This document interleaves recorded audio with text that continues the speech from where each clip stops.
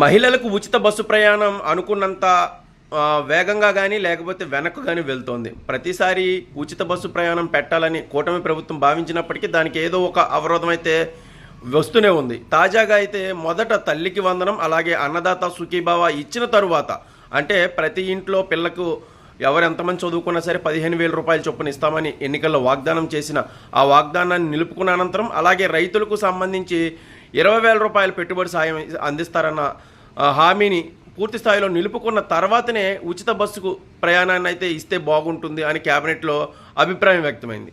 So ఉచిత bus ప్రయాణం ఉగాది నుంచి అనుకుంటున్న తరుణంలో ఇది మరి కాస్త వెనక్కి వెళ్ళే అవకాశం అయితే స్పష్టంగా కనిపిస్తోంది.